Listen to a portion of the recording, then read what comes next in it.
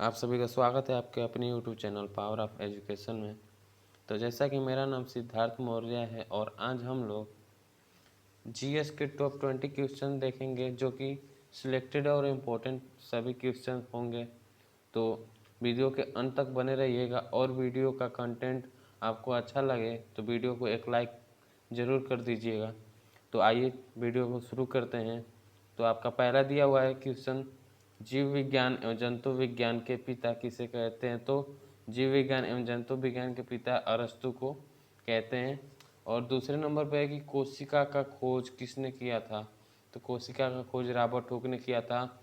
ये किए थे 1665 ईस्वी में कोशिका का खोज किए थे। और अगला है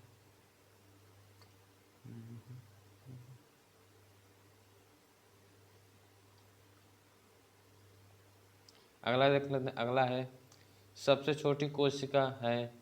तो सबसे छोटी कोशिका आपका हो जाएगा माइकोप्लाज्मा। सबसे छोटी कोशिका माइकोप्लाज्मा। और यही बोल रहा है प्रोटीन की फैक्ट्री। तो प्रोटीन की फैक्ट्री किसे कहा जाता है। तो राइबोसोम को। और बोला जाए कि प्रोटीन का पावर हाउस यानी कि ऊर्जा गृह। तो प्रोटीन का ऊर्जा गृह जो कि माइटोकॉन्ड्रिया को कहते हैं। और अगला आपका देख लेते हैं कि पत्तियों का रंग पीला होने का कारण। तो पत्तियों का रंग पीला होने का कारण तो आपका हो जाएगा कैरोटीन।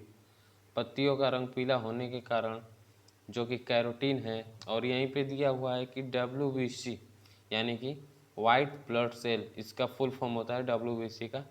तो इसका जीवन काल यानी कि 2 से 4 दिन होता है इसका जीवन काल। WBC का जीवन काल 2 से 4 दिन। और RBC का जीवन काल यानी कि रेड ब्लड सेल, RBC का जीवन काल तो ये होता है 20 से 120 दिन। RBC का जीवन काल 20 से 120 दिन और WBC का जीवन काल 2 से 4 दिन।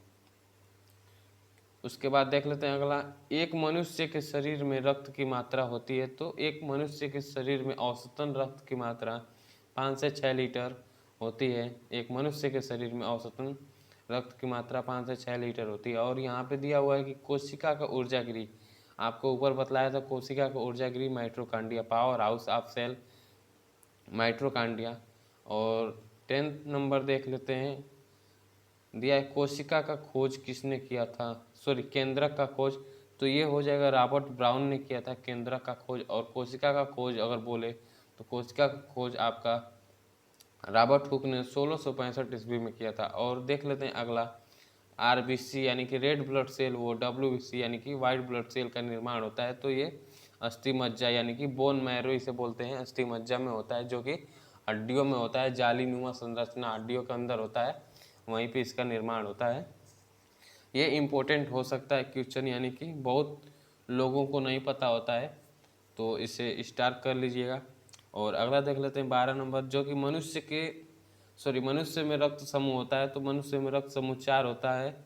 ये होता है A, एक होता है B, एक होता है AB, एक होता है O।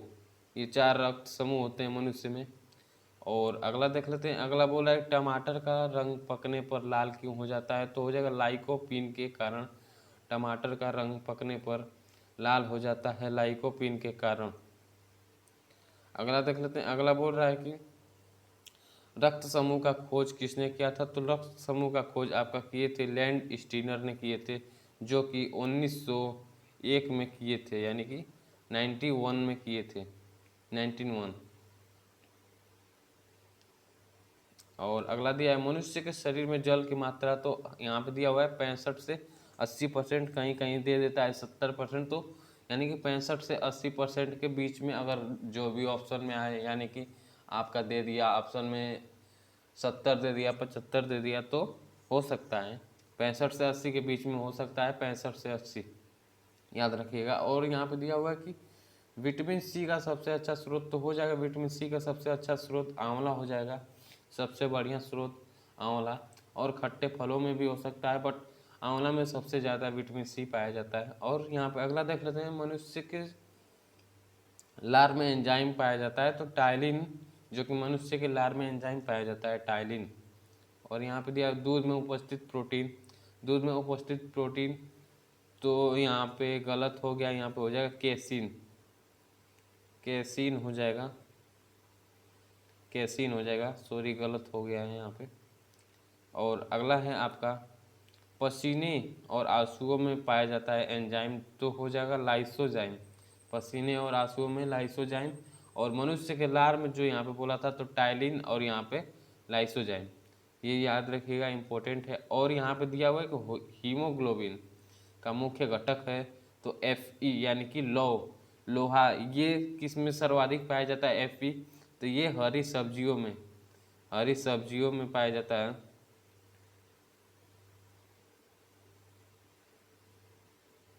ये हरी सब्जियों में सबसे अधिक पाया जाता है Fe लो। तो आपको वीडियो कैसा लगा और मेरा वीडियो का कंटेंट और मेरा जो कि वॉइस आपको कैसा लगा, तो आप अपना फीडबैक यानी कि अपना राय मुझे कमेंट में दें। तब तक के लिए मेरे चैनल पर बनने के लिए धन्यवाद। मिलते हैं नेक्स्ट वीडियो में।